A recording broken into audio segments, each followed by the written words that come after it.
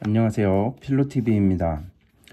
저는 오늘부터 함께 좀 책을 읽어 나가려고 하는데, 처음으로 읽어볼 책은 이 20세기 신학이라는 책입니다. 스탠리 그랜츠와 로저 올슨이 지었고 신재구 선생님이 옮긴 책인데, 신학 공부를 하시는 분들에게는 꼭 한번 추천드리고 필독서로 좀 읽어보라고 말씀드리고 싶은 책 중에 하나입니다. 그래서 오늘은 이제 이 목차와 서론을 조금 읽어보는 시간을 가질 거고, 이제 한 장 한 장 같이 읽어가면 좋을 것 같습니다. 그래서 여기 목차를 보면은 이제 서문과 머릿말이 있고, 이제 서론이 존재하면서 이제 초월과 내재 그리고 현대 신학사라는 부분을 아주 간략하게 정리해 주고 있습니다. 그리고 1장에서는 이제 계몽주의에 대해 이야기하면서 고전주의적 균형의 파괴라는 어떤 전환을 의미하는 그런 내용을 담고 있죠. 그리고 이제 쭉 나옵니다. 초월성의 재건으로부터 해서 내재성에 대한 반란, 또 내재성의 심화, 세속안에 내재하시는 하나님, 또 미래의 초월성, 또 억압의 경험 속에 내재하시는 하나님, 또 인간 정신의 초월성, 그리고 이야기 내에서의 초월성, 내재성과 초월성의 균형을 향하여, 그리고 마지막 결론으로는 초월성과 내재성의 신학에 대한 전망에 대해서 이야기를 하고 있습니다. 그래서 쭉 보면은 이제 이 초월성과 내재성이라는 측면에서 이 신학의 흐름을 쭉 살펴보려는 시도가 아닌가라는 생각을 하게 되는 책입니다.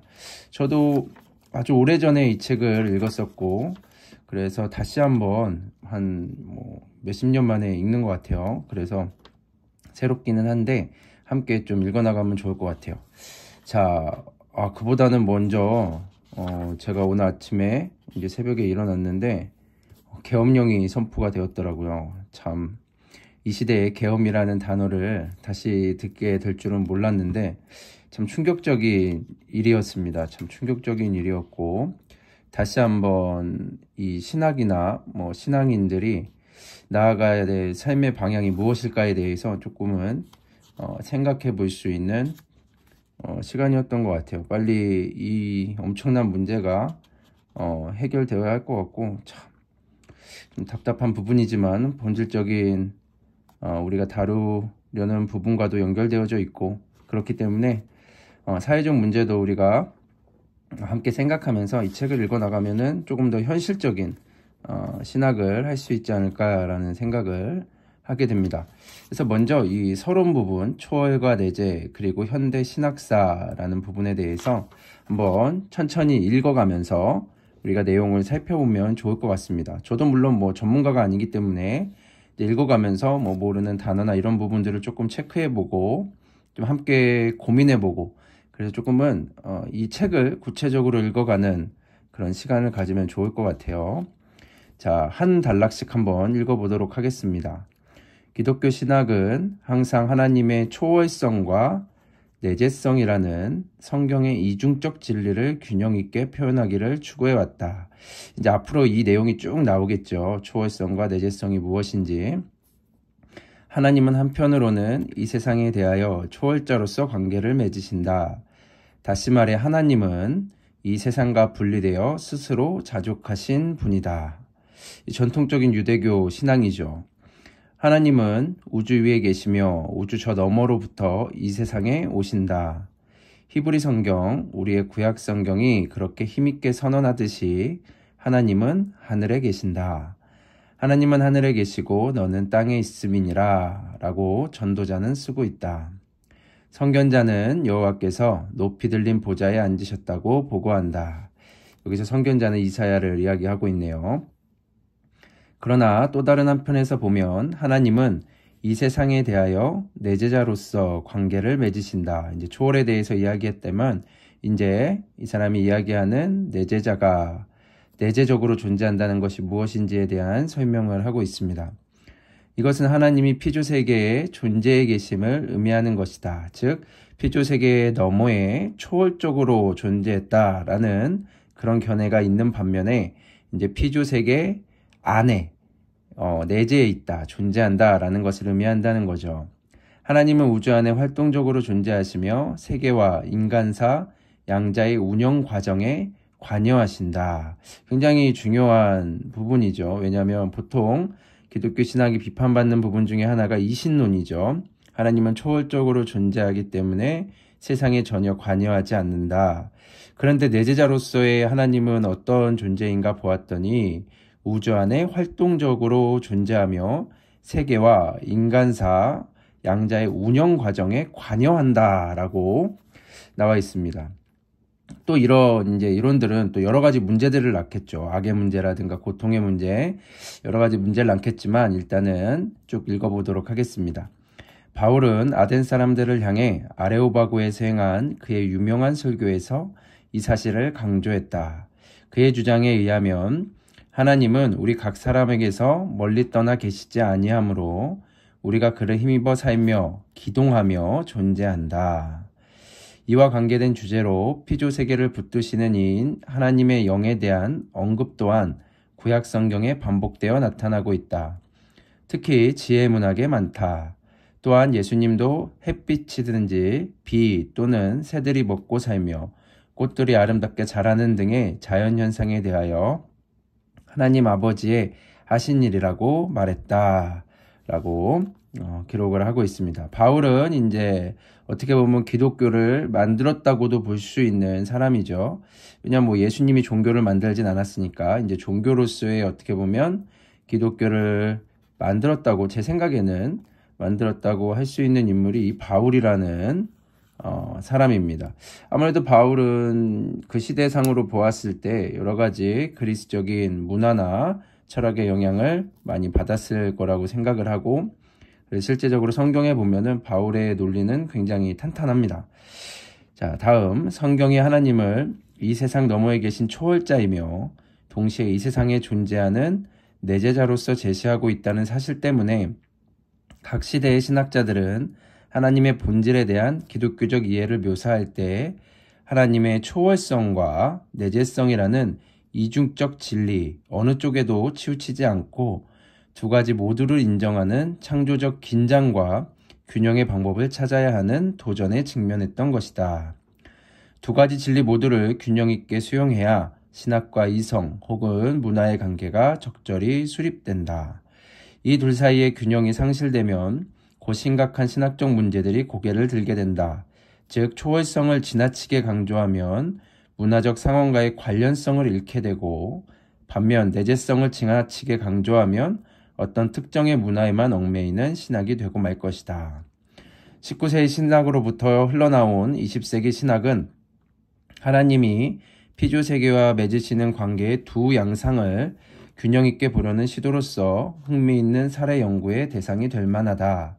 사실 초월성과 내재성의 균형을 하나의 중요한 초점으로 볼 때 우리는 금세기 신학 전반에 흐르는 주조의 통일성과 다양성을 파악할 수 있는 단서를 잡을 수 있을 것이다. 좀 더 구체적으로 말하자면 이 시대에 제시된 주요한 신학적 주장들은 이 초월성과 내재성의 관계의 균형이 제대로 이루어지지 않을 때 생기는 불안정이 무엇인지를 표현해 온 것이라 할 수 있다. 신학사의 진행 과정에서 하나님의 초월과 내재라는 이 이중적 진리가 그 나름대로의 균형을 추구하듯이 20세기의 신학이 보여주는 바도 그 이중적 진리의 한쪽만을 균형 없이 강조하게 되면 그 반대적 측면을 강조하는 운동이 생겨나고 불균형을 극복하려다 보면 실제로는 그 과정에서 반대 방향으로 지나치게 나아가 버리게 된다는 이치이다. 즉 한쪽을 지나치게 강조하는 현상들이 보여지게 된다고 하는 거죠. 즉 균형을 잃게 되면은 지나치게 초월로 치우치거나 아니면 내재로 치우치거나 이것이 또 어떤 정치적이거나 여러 가지 사회적 관점으로도 그렇게 극으로 치우치는 현상들이 발생할 수 있게 되는 거죠.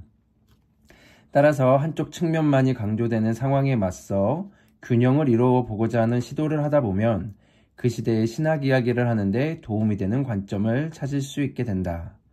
20세기의 신학은 금세기의 염원과 더불어 시작되었다기보다는 1900년 12월 31일에서 1901년 1월 1일로 넘어가는 시점에 앞뒤 얼마씩을 포함하는 그 어간에서 시작되었다고 보아야 할 것이다.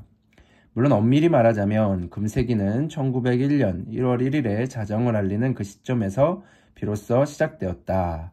지금 우리 2024년에 시간에서 보면은 이미 뭐 한 세기가 더 지나간 그런 시대이지만 이제 신학적으로는 매우 중요한 전환기이기 때문에 이제 이 책의 그 시간을 생각해 주시면 좋을 것 같아요.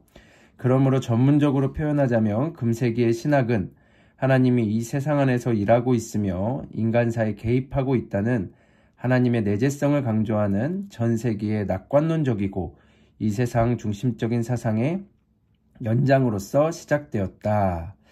그러나 역사적 사건들의 흐름이라는 관점에서 볼 때 20세기는 1910년대에 이르기 전까지는 제대로 시작되지 않았다. 1914년 8월의 총석은 1차 세계대전의 개전을 알리는 것이었을 뿐만 아니라 19세기적 세계의 죽음을 알리는 포성이었던 것이다.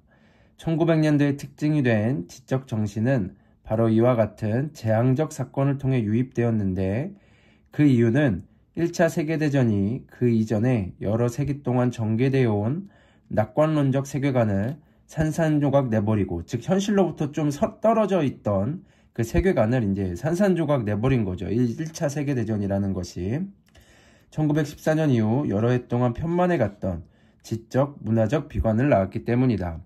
근데 오늘날에도 이런 조금 낙관론적 세계관이 너무 팽배해 있는 것 같아요. 특히 기독교 신앙이라는 것이 현실로부터 굉장히 동떨어져서 우리들만 어떤 이 신앙이 충만하면은 괜찮다는 듯한 그러한 신앙을 많이 가지고 있고, 그래서 우리들만의 마치 뭐 구원이나 소망이 되어지는 그런 것들을 보게 되는데, 그건 현실을 바라보지 못하는 어떻게 보면 매우 무지한 신앙의 결과가 아닐까라는 생각을 하게 됩니다. 여러 방면에서 금세기 신학적 주제들을 결정했던 것은 이 엄청난 사건의 후유증이었다. 금세기의 신학은 전하의 잿더미 속에서 새롭게 출발하고자 하는 시도와 함께 시작되었다. 즉 신학은 현실로부터, 세계로부터 시작할 수 있어야 한다는 거죠. 그 전쟁은 유럽을 파괴했을 뿐 아니라 당시 유럽의 문화적 신학 또한 파괴시켜버렸기 때문이다.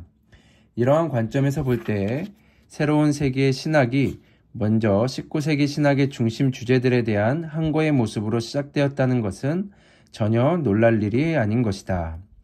19세기 신학의 중심 주제들이라면 르네상스 이후 서구인들의 사고에서 그토록 중요했던 신의 내재성이라는 측면의 강조를 포함한다.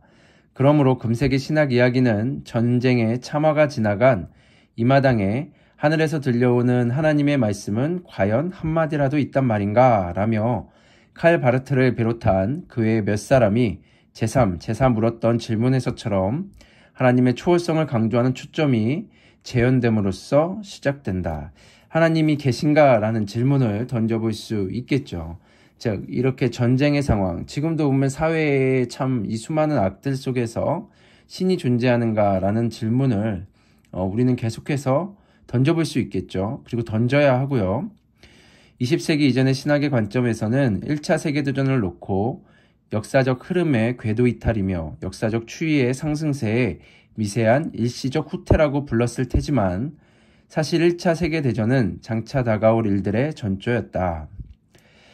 중부 유럽에서 전쟁이 발발한 이래 유럽에서는 수십 년간 전쟁이 멎지않고 계속 악화일로의 갈등으로만 치달았다.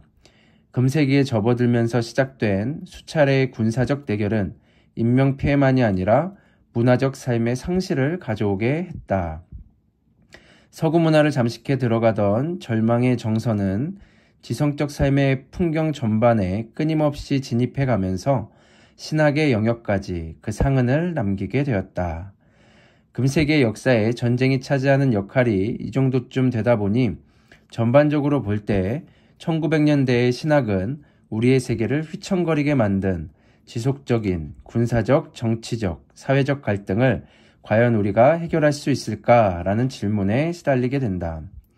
그러한 상황은 결국 가물거리는 나머지 희망, 곧 이 세상에서 하나님을 찾을 수 있으리라는 희망뿐 아니라 혹 하나님이 위로부터 우리에게 말씀하시는 음성이 있을지도 모른다는 희망마저 산산이 깨뜨려 버린다. 즉 어떻게 보면은 신이 부재하는 것 같은 그런 시대를 살아가고 있는 거죠.